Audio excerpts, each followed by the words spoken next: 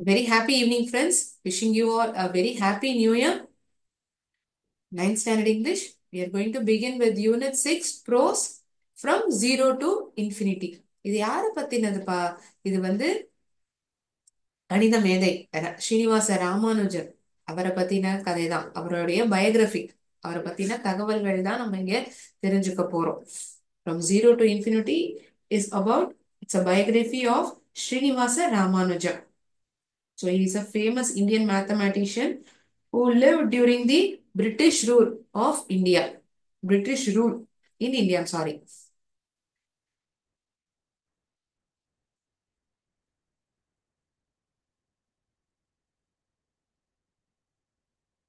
Zero to infinity.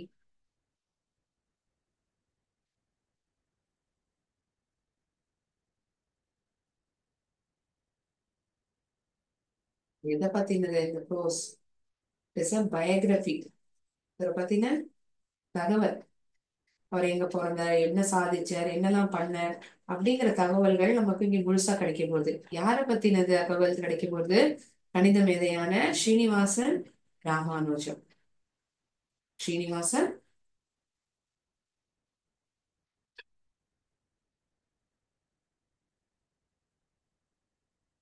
biography of Srinivasa Ramanujan.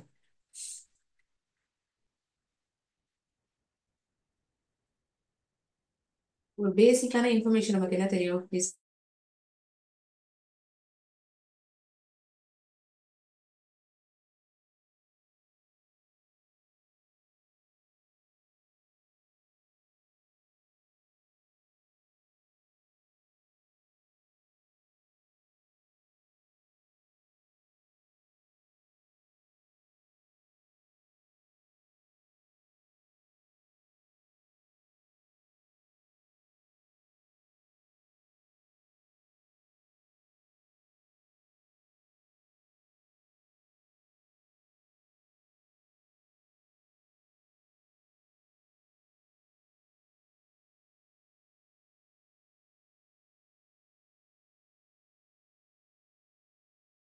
Sorry for the inconvenience. There was some technical glitch. So we'll continue. Srinivasa ராமானுஜனுடைய biography தான் இந்த from zero to இன்ஃபினிட்டிங்கிற ப்ரோஸ்ல நம்ம பார்க்க போறோம். இவர் யாரு? ஒரு சிறந்த ஒரு சிறப்பான ஒரு கணித மேதை தான் ஸ்ரீனிவாச ராமானுஜங்கிறவர். இவர் எப்ப வசிச்சிருந்திருக்காரு? He lived during British rule in India. Did he have any formal training in pure maths? No, he didn't have any training as such in this pure mathematics. So he has contributed to various theorems. நிறைய theorems வந்து இவர் கொடுத்ததுதான். His contributions include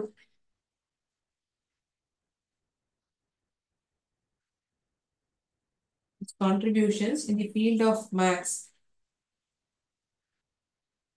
includes mathematical analysis. It includes mathematical analysis, number theory, theorems நிறைய கொடுத்திருக்கார்.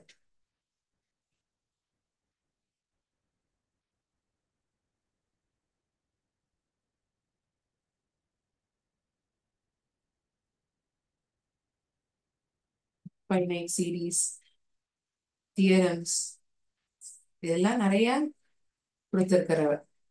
He has formulated various theorems, number theory as such in maths.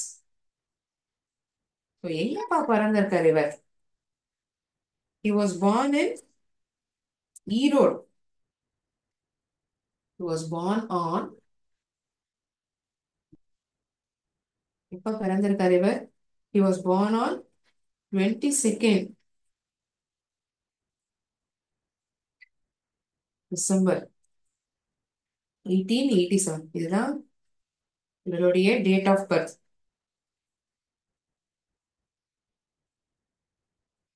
He was born in Erode. ஈரோட்ல தான் பிறந்திருக்கார்.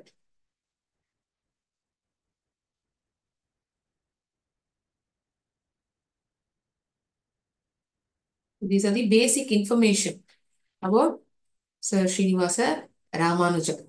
இந்த கதையை வந்து நம்ம இப்ப இன்டெப்தா பார்க்கலாம். என்ன தகவல்கள் தரப்பட்டிருக்கு, இவர் என்னெல்லாம் கண்டுபிடிச்சிருக்காரு, என்ன சொல்லப்பட்டிருக்குங்கிறத பார்க்கலாம். ஓகேயா?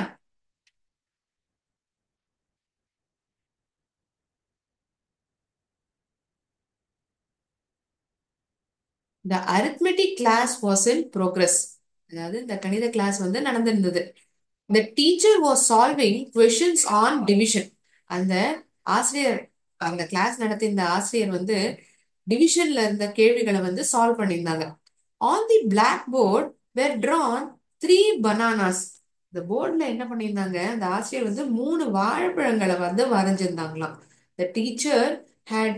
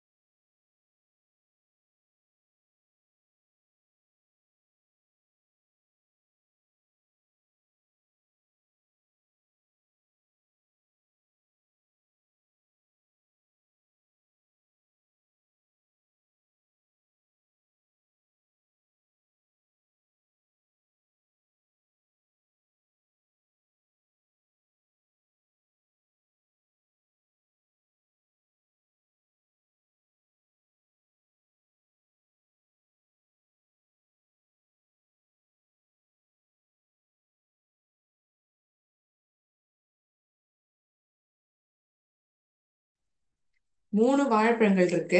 3 பசங்க இருக்காங்க. ஒருத்தருக்கும் எவ்வளவு வாழைப்பழம் கிடைக்கும் அப்படிங்கிற கேள்வியை வந்து இந்த ஆசிரியர் கிளாஸ் இருக்கக்கூடிய மாணவர்களுக்கு கேக்குறாங்க கேள்வியா. A smart boy in the front row replied, each will get one. ஒருத்தருக்குமே ஒரு வாழைப்பழம் கிடைக்கும். ரொம்ப புத்திசாலியான பையன் முதல் ரோல உட்கார்ந்துட்டு இருக்கான். அவன் சொல்லிடுறான். Right, the teacher said. Correct, நீ சொன்னது என்னமோ கரெக்ட் தான்ப்பா. Now similarly, if 1,000 bananas are distributed among 1,000 boys, each will get one. Isn't that so? அப்படின்னா இப்ப 3 வாழைப்பழங்கள் 3 பசங்க இருக்காங்க. ஒருத்தருக்கும் எவ்வளவு கிடைக்கும் கேட்ட போது நீங்க என்ன சொன்னீங்க? ஒருத்தருக்குமே ஒரு ஒரு வாழைப்பழம் கிடைக்கும்னு சொன்னீங்க. இப்போ ஒருவேளை என்கிட்ட 1000 வாழைப்பழங்கள் இருக்கு, 1000 பசங்க இருக்காங்க அப்படின்னா அவங்க எல்லாருக்குமே அதே மாதிரி தானே ஒருத்தருக்கும் ஒரு வாழைப்பழம் தானே கிடைக்கும், சரிதானே? அப்படிங்கிற கேள்வியை வந்து மாணவர்கள்ட்ட இந்த ஆசிரியர் கேக்குறாங்க. While the teacher was explaining, a boy sitting in one corner raised his hand and stood up.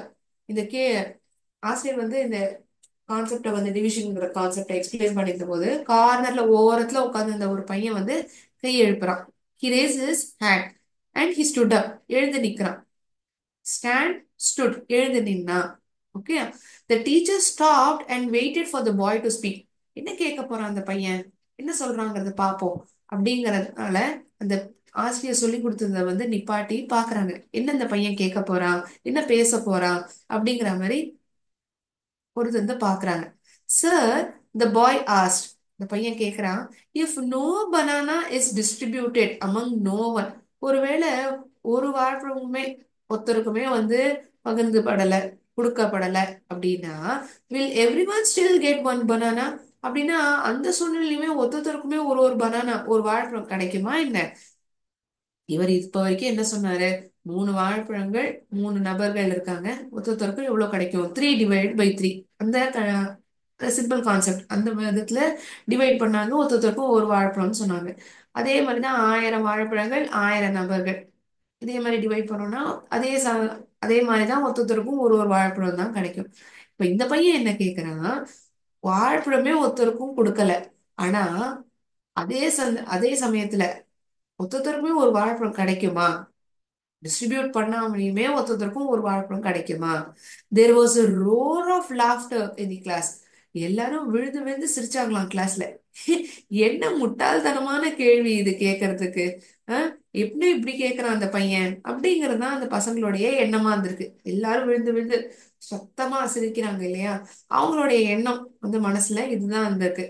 என்ன ஒரு முட்டாள்தனமான கேள்வி இது, என்ன இப்படி கேட்டிருக்கான் அந்த பையன் அப்படிங்கிற எண்ணம் தான் மத்த பசங்களுடைய ஒரு எண்ணமா இருந்திருக்கு.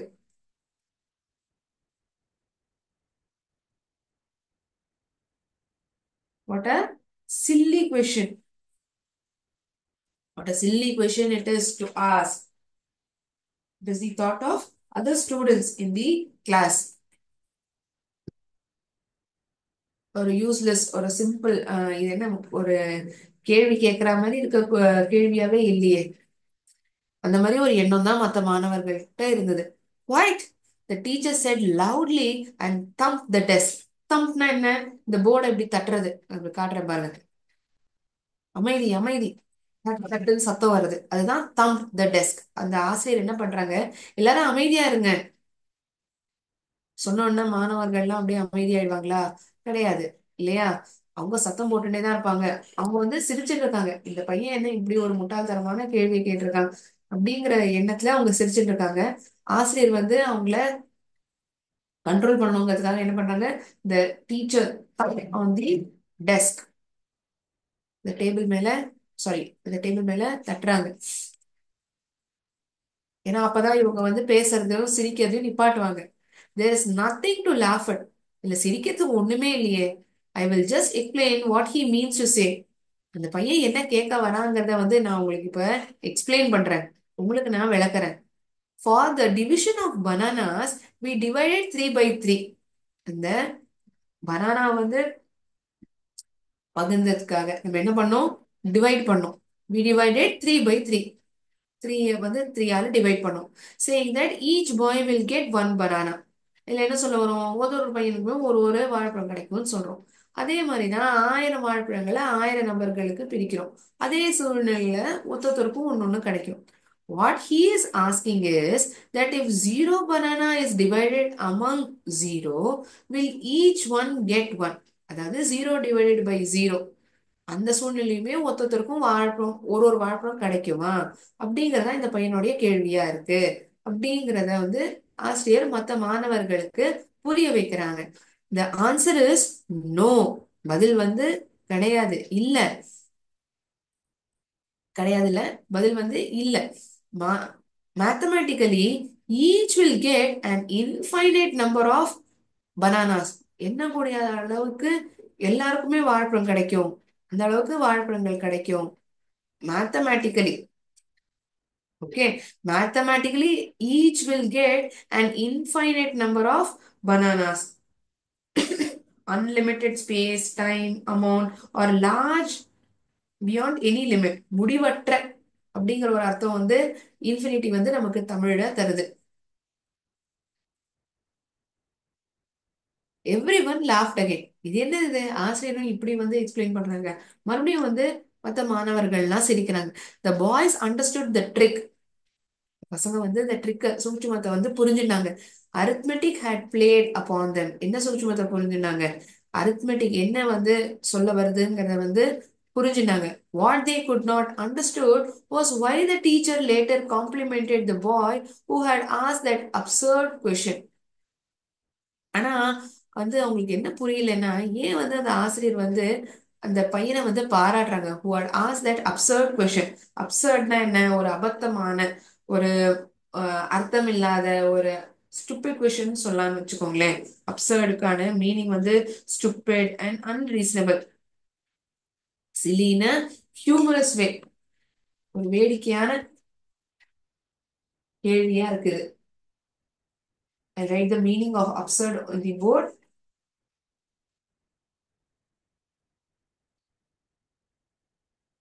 ஒரு அபத்தமான கேள்வி. இந்த கேள்விக்கு போய் ஏன் ஆசிரியர் வந்து இப்படி பாராட்டுறாங்க? Why the teacher later complimented the boy who had asked that absurd question.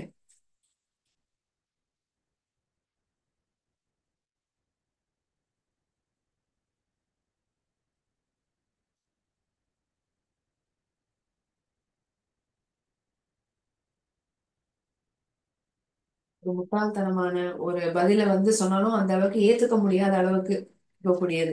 Stupid and unreasonable.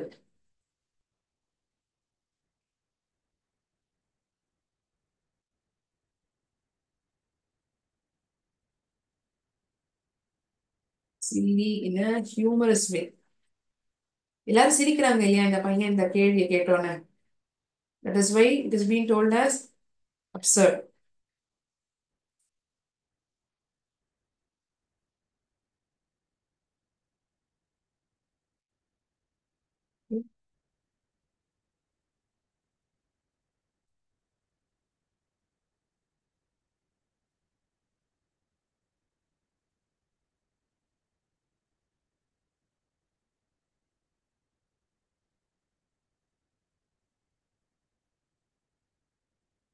stupid and unreasonable or silly in a humorous way.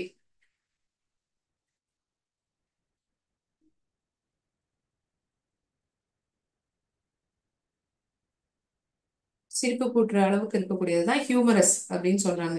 இந்த கேள்வியை வந்து இந்த பையன் கேட்டோன்னே எல்லாரும் விழுந்து விழுந்து சிரிக்கிறாங்க. இது என்ன கேள்வி, ஒரு முட்டாள்தனமான கேள்விக்கு ஏன் ஆசிரியர் போய் இதை போய் பாராட்டுறாங்க, பெருமையா சொல்றாங்க அப்படிங்கிற எண்ணம் தான் மத்தவங்களுக்கு இருக்கு இல்லையா? அதனால அந்த மத்த மாணவர்களை வந்து கண்ட்ரோல் பண்றதுக்கு என்ன பண்ற, he is thumping on the table, டேபிளை வந்து தட்டுறார்.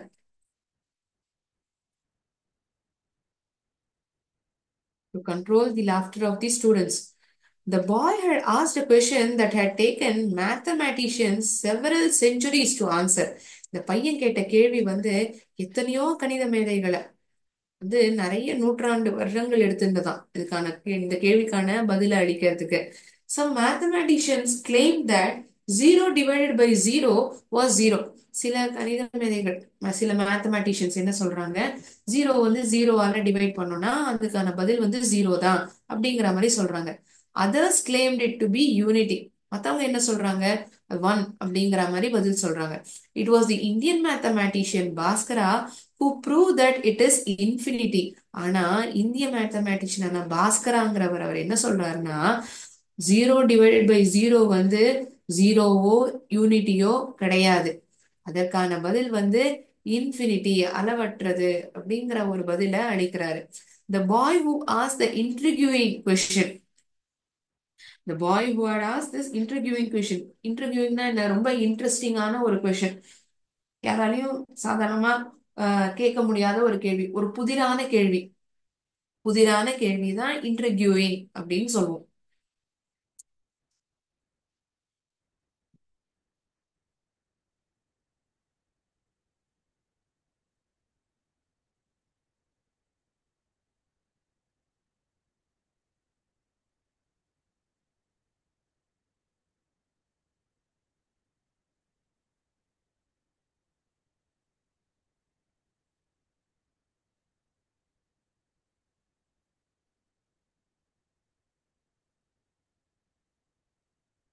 Very interesting question. Very interesting. Writing the meaning of it. Why it is interesting? It is interesting because of unusual. சாதாரணமாக கேட்கக்கூடிய கேள்வியாக இது இல்லை. கொஞ்சம் ஆச்சரியமாவும் ஒரு மிஸ்டீரியஸான ஒரு புதிரான கேள்வியாக இருக்கு. unusual or mysterious.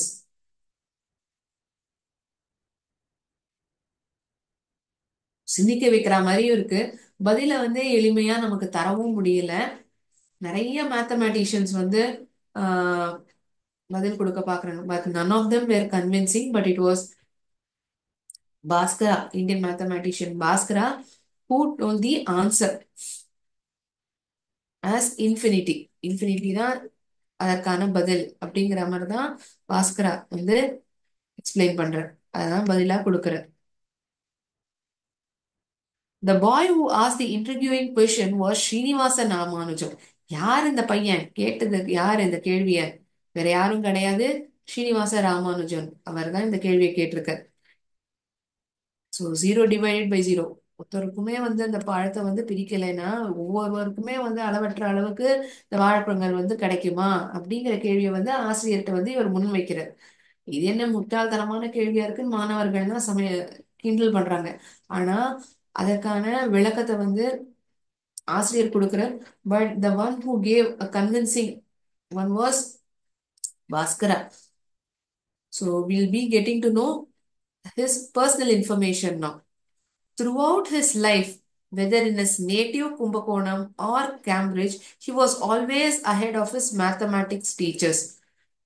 தன்னுடைய வாழ்க்கை மொத்தமாவே தன்னுடைய சொந்த ஊரான கும்பகோணம் அல்லது அவர் மேல் படிப்புக்காக போன கேம்பிரிட்ஜ் இருக்கட்டும், மத்த கணித ஆசிரியர்களை வந்து தாண்டி இவர் ரொம்ப முன்னோக்கி தான் இருந்திருக்காங்க.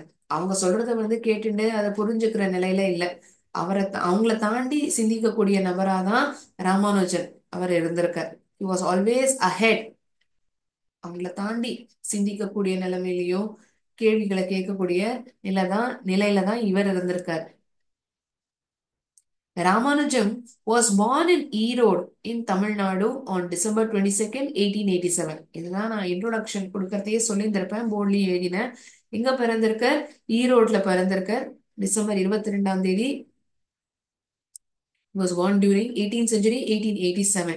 His father was a petty clerk in a cloth shop.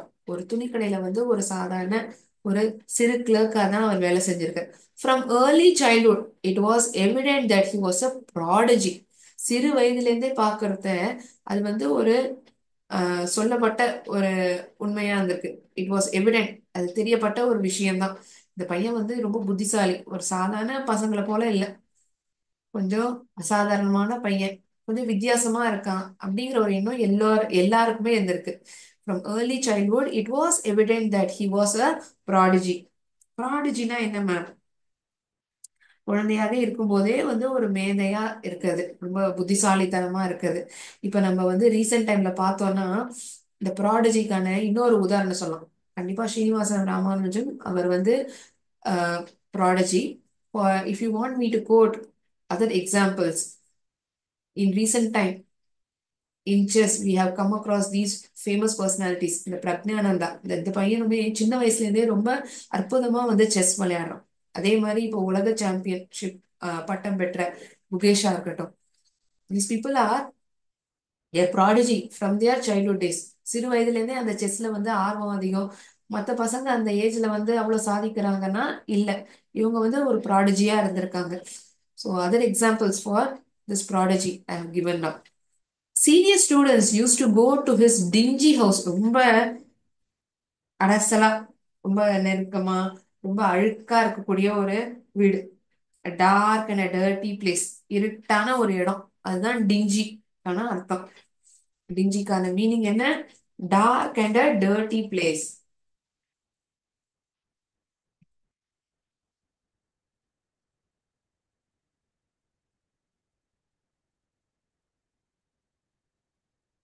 ரொம்ப இருட்டா இருக்கக்கூடியது. டார்க் அண்ட் டர்ட்டி பிளேஸ், அழுக்காக இருக்கக்கூடிய ஒரு இடமா இருந்திருக்கு.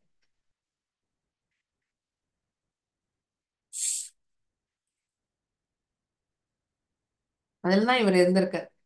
பெரிய மாளிகைகள்லாம் இல்ல, ஒரு சாதாரண பையன்தான்.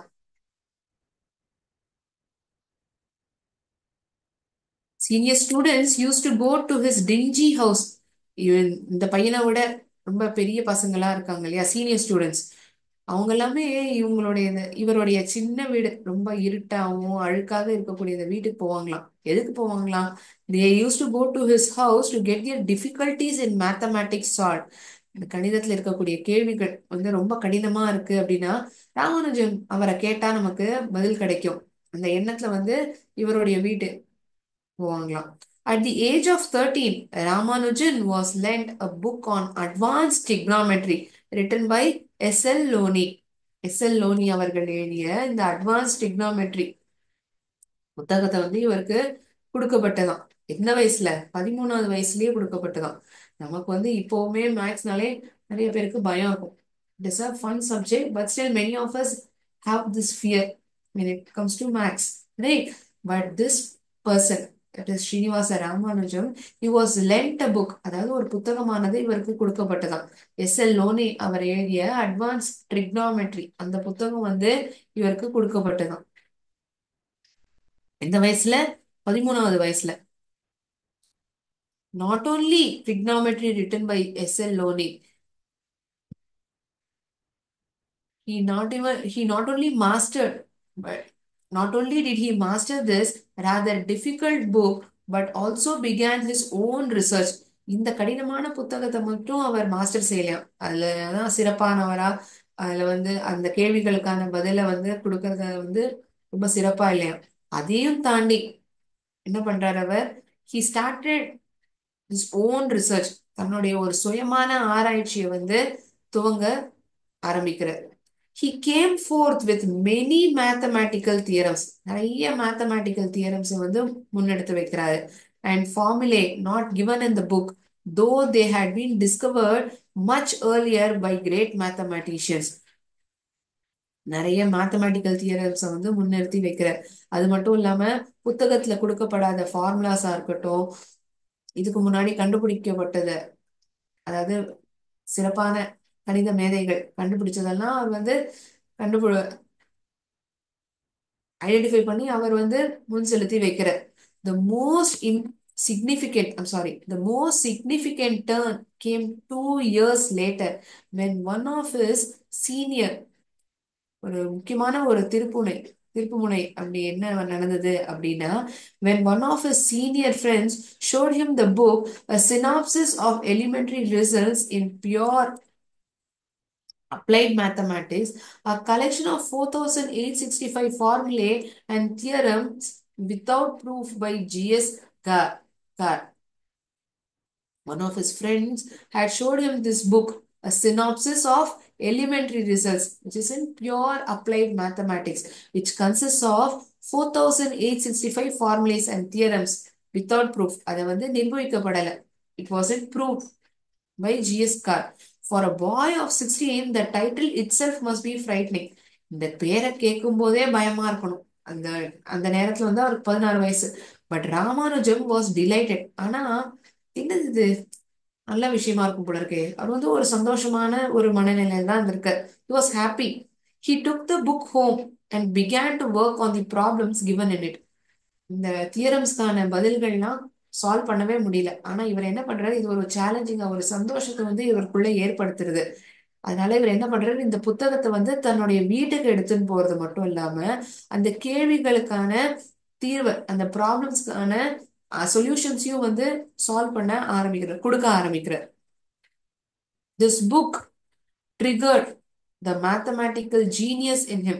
இந்த புத்தகம் தான் தனக்குள்ள இருக்கக்கூடிய இந்த கணித மேதாவித்தனத்தை, இவருக்குள்ள இருக்கிற அந்த விஷயத்தையும் வந்து வெளிப்படுத்துறதுக்கு ஒரு உறுதுணையா இருந்திருக்கு. Mathematical ideas began to come. நிறைய மேத்தமேட்டிக்கல் ஐடியாஸ் வந்து அப்படியே வெள்ளம் போல வர ஆரம்பிச்சுதான் அவருடைய மனசுக்கு. that he was not able to write all of them. நிறைய தாட்ஸ், நிறைய மேத்தமேட்டிக்கல் ஐடியாஸ் வருது. அவர் நிறைய மேத்தமேட்டிக்கல் சிந்தனைகள்லாம் அவருடைய மனசுக்கு வருது வெள்ளம் போல. ஆனா அதை எல்லாத்தையுமே அவரால எழுத முடியல. He used to do problems on loose sheets of paper or on a slate and jot the results down. எழுதுறது, ஜாட்னா என்ன, எழுதிக்கிறது. நிறைய கேள்விகளுக்கான விடைய வந்து அவர் என்ன பண்ணுவார்னா, புத்தகமா இருக்காது, லூஸ் ஷீட்ஸ் ஆஃப் பேப்பர். அவருக்கு அந்த அளவுக்கு வந்து யாரும் உதவி செய்யறவங்களோ புத்தகங்களோ கிடையாது. என்ன பேப்பர் இருக்கோ கிடைக்கிறதோ அதுலதான் எழுதுவாராம். He used to do problems on loose sheets of paper or on a slate. நம்மலாம் சின்ன வயசுல எழுதிருப்போம் இல்லையா, ஸ்லேட். அதுல வந்து எழுதி பார்ப்பாராம். அதுல எழுதுறது மட்டும் இல்லாம அந்த ப்ராப்ளம் வந்து சால்வ் பண்றது மட்டும் இல்லாம அதோடைய விடைகள், அதோட ரிசல்ட் எல்லாத்தையும் தன்னுடைய புத்தகத்துல வந்து எழுதி வச்சுப்பாராம். Before he went abroad he had filled 3 notebooks. வெளிநாடுக்கு போறதுக்கு முன்னாடி 3 புத்தகங்களை வந்து நிரப்பி எழுதினான். which later became famous as Ramanujan's frayed notebooks. நாளடைவுல வந்து அது ரொம்ப புகழ்பெற்ற புத்தகமா என்னன்னு வந்தது, ராமானுஜன்ஸ் ஃப்ரேட் நோட்புக்ஸ். இப்படிதான் வந்து அது வெளிப்படுத்தப்பட்டதான். Later it became famous as Ramanujan's frayed notebooks. அதாவது இந்த புக்ல இருக்கக்கூடிய கொஸ்டின்ஸ்க்கான ஆன்சர்ஸ்லாம் வந்து லூஸ் ஷீட்ஸ் ஆஃப் பேப்பர்ல எழுதுற, அந்த சொல்யூஷன்ஸ் எல்லாம் அதுக்கப்புறம் தான் நோட் புக்ல வந்து எழுதுற. கரெக்டா?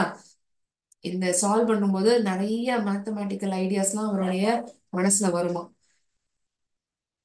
So he went abroad and he had filled 3 notebooks before he went abroad. I'm sorry, before he went abroad. வெளிநாட்டுக்கு போறதுக்கு முன்னாடி 3 நோட்புக்கள் வந்து நிரப்பி ஃபுல்லா எழுதி வைக்கிற. அதுதான் நாளடைவுல வந்து ரொம்ப ஃபேமஸா Ramanujan's ஃப்ரேட் நோட்புக்ஸ்னு வெளியிடப்படுறது. Although Ramanujan secured a first class in mathematics in matriculation examination and was awarded Subramanian scholarship, he failed twice in his first year arts examination in college as he neglected other subjects as history, English and physiology. Ramanujan வந்து அவருக்கு வந்து maths தான் ரொம்ப ஆர்வமும் ரொம்ப மேத்ஸ்ல தான் ஆர்வமுடைய நபரா இருக்கார். அதுல என்ன ஆகுது, அவர் என்னதான் ஃபர்ஸ்ட் கிளாஸ் மேத்ஸ்ல எடுத்தாலுமே, although he secured a first class in mathematics in matriculation examination, மேத்ஸ்ல வந்து ஃபர்ஸ்ட் கிளாஸ்ல வந்து அவர் பாஸ் பண்ணாலுமே, அவருக்கு வந்து சுப்பிரமணியம் ஸ்காலர்ஷிப் கொடுக்கப்பட்டிருந்தாலுமே, அவர் வந்து 2 வாட்டி ஃபெயில் ஆனாராம். எப்ப? During his first year arts examination. During his first year arts examination in college, he had failed twice because he neglected other subjects. மற்ற சப்ஜெக்ட்ஸ்க்கெல்லாம் வந்து அந்த அளவுக்கு முக்கியத்துவம் வந்து இவர் கொடுக்கல. மேத்ஸ் மட்டும்தான் இவருடைய குறிக்கோளாகவும் அதுதான் அவருடைய சப்ஜெக்டாகவும் அவர் பார்த்திருக்கார். மற்ற சப்ஜெக்ட்லாம் பெருசா ஈடுபாடோட படிக்கல. அதனால 2 தடவை அவர் ஃபெயிலும் ஆயிருக்கு. He failed in other subjects such as history, English, and physiology. So here we get to know that he was awarded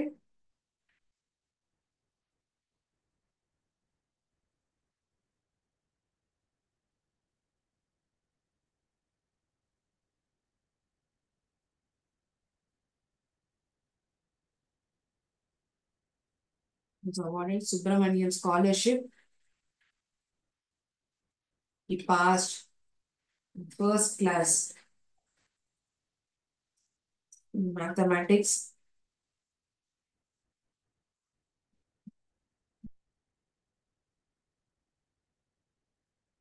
But later we get to know that he had failed twice.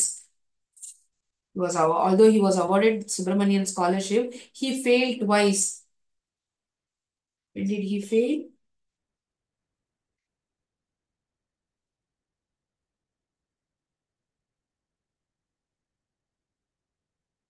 He failed twice in his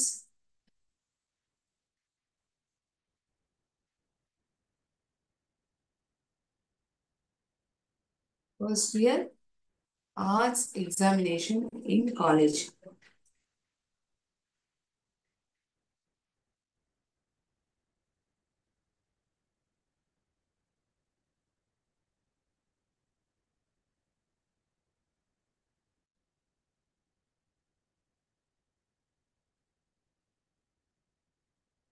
இதெல்லாம் சப்ஜெக்ட்ஸை வந்து அவர் வந்து பெருசா ஆர்வம் காட்டல. he neglected history,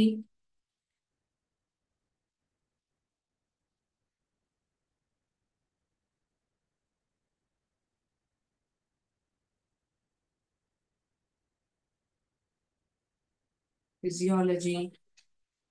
So it is a branch of biology. Physiologyங்கிறது பயாலஜியினுடைய ஒரு part. Okay. Physiology is a part of a branch of biology which deals with normal functions of living organism and their parts. உடலியல் அப்படின்னு நம்ம சொல்லலாம். He neglected history, physiology, and English. Maths மட்டும்தான் அவருடைய குறிக்கோளா இருந்திருக்கு. அதெல்லாம் அவர் மனசை வந்து செலுத்தியிருக்கு. When he found the boy always scribbling numbers and not doing much else, he thought Ramanujan had gone mad. அவங்க அப்பா வந்து ரொம்ப சோகம் அடைஞ்சிடறாங்க. Disappointed his father. ஏன் அவர் வந்து சோகம் அடைகிறார்? Because he always scribbled with numbers. நம்பர்கள் எண்களை வச்சுதான் அவர் வந்து எதையோ எழுதினே இருந்திருக்கார். அதை தவிர வேற எதுவுமே பண்ணல. ஒருவேளை கணிதத்தை நினைச்சு இந்த பையன் பைத்தியமே ஆயிட்டானோங்கிற எண்ணம் கூட அவங்க அப்பாவுக்கு தோணிருக்கு. ஸோ ராமானுஜம்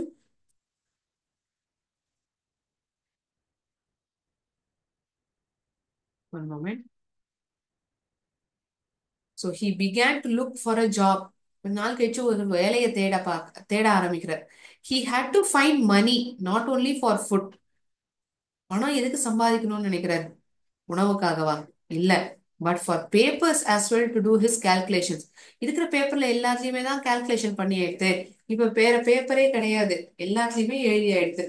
இப்போ உணவுக்காக மட்டும் சம்பாதிக்கிறது இல்லாம நிறைய பேப்பர்கள் வந்து அப்பதானே வாங்க முடியும். தன்னுடைய கால்குலேஷன் பண்ணணும்னா சம்பாதிக்கணும், சம்பாதிச்சாதான் பேப்பர் வாங்க முடியும்.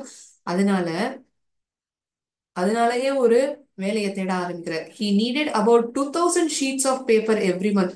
ஒவ்வொரு மாசமே கிட்டத்தட்ட 2000 ஷீட்ஸ் வந்து தேவைப்படுமா. he needed 2000 sheets of paper. Ramanujan started using even scraps of paper he found lying on the streets. ரோட்ல வந்து இந்த துண்டு சீட்டுகள் இருந்தது, ஏதோ ஒரு இப்ப டிக்கெட் பேப்பரா இருக்கட்டும், அந்த பேப்பரை கூட விட்டு வைக்க மாட்டாராம். இந்த வேற யாராவது குப்பையா தூக்கி போடப்பட்ட பேப்பரா இருக்கட்டும், அதையுமே அவர் விட மாட்டாராம். அதுலயும் உட்காந்து இத்துணுண்டா calculations வந்து அதுலயும் பண்ணுவாராம். Sometimes he used a red pen to write over what was written in blue ink on the piece of paper he had picked up. இப்போ வந்து supposing if he has taken the small piece of paper and he has written in blue ink, என்னமோ எழுதியிருக்காரு ப்ளூல, இந்த paper வந்து நிறைஞ்சு போயிடுது, it is been field up.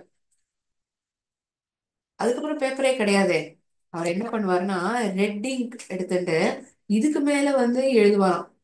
So that it gets overlap. இது மேல எழுதுறதுனால இப்ப எழுதப்படுற விடைகள் அந்த பதில் தான் வந்து பெருசா தெரியும். அந்த எண்ணத்துல வந்து ப்ளூ இங்க்ல எழுதப்பட்ட பதில்கள் மேல ரெட் இங்காலையும் மறுபடியும் எழுதுவாராம். Because he didn't have much papers with him. So that is the reason he wanted to go for a job. ஒரு வேலையை வந்து தேடி போகணும், உணவுக்காக இல்ல. அப்பதான் வந்து பேப்பர் வாங்க முடியும், பேப்பர் வாங்கினாதான் நிறைய கால்குலேஷன்ஸ் பண்ண முடியுங்கிறது அவருடைய எண்ணமா இருந்திருக்கு.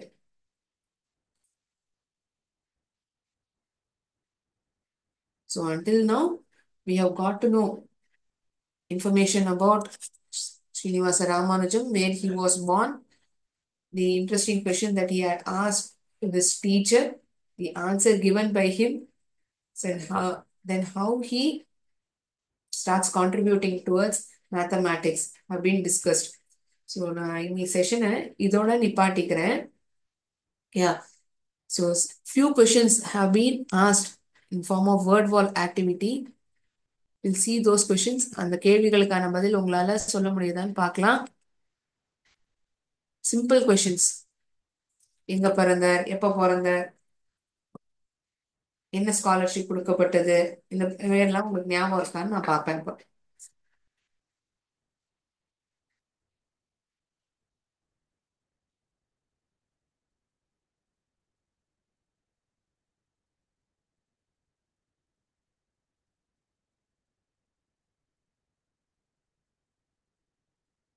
Ramanujan was born in Karur, Erode, Salem. What is the answer? எங்க பிறந்திருக்கார் அவர்? Where was he born?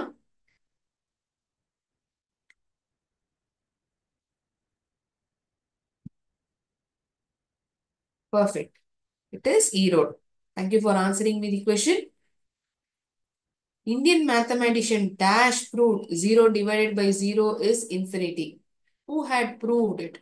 0 வந்து 0வால டிவைட் பண்ணா அதற்கான பதில் வந்து இன்ஃபினிட்டிங்கிறத எந்த இந்திய இந்திய மேத்தமேட்டிஷியன் வந்து நிரூபிச்சார்? Aryabhata, Bhaskara, Brahmagupta. Who had proved it? This person's name is prominently written in our textbook. நேரத்துக்கு முன்னாடி தான் பார்த்திருப்போம். Amazing. It is correct. Bhaskara. At the age of Dash, Ramanujan was lent a book on advanced trigonometry. எந்த வயசுல வந்து அவருக்கு கொடுக்கப்பட்டது இந்த அட்வான்ஸ் trigonometry புத்தகம்?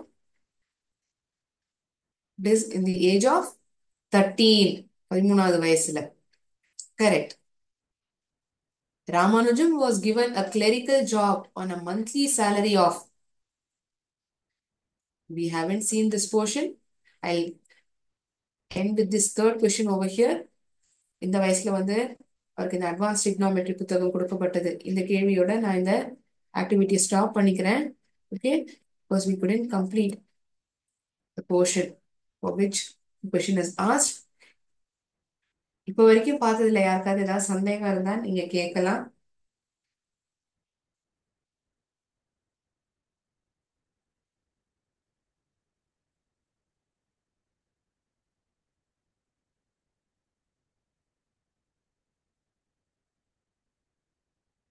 Some of you have asked, I've got this question from one of the center.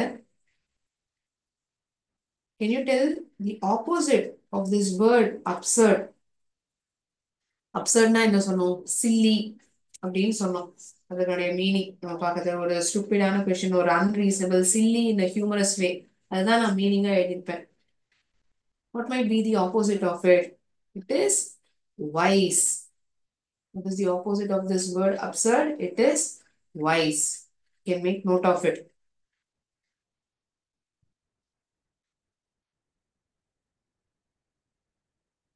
Good question. ப்ரோஸ்ன்னு வரத நிறைய synonyms, antonyms questions நம்ம தெரிஞ்சு வச்சுக்கணும். ஸோ இந்த கொஷின் கேட்டதுமே வந்து ஒரு விதத்துல நல்லது. நம்ம இதுக்கான ஆப்போசிட் வேர்டு என்ன அப்படிங்கிறத நம்ம தெரிஞ்சுக்கிறதுக்கான ஒரு சூழ்நிலை அமைஞ்சது. Thank you for asking me this question. We will continue this prose from 0 to infinity in next class as well. இந்த கிளாஸை நான் இதோட முடிச்சுக்கிறேன். நன்றி. வாழ்க பாரதம், வெல்க தமிழகம்.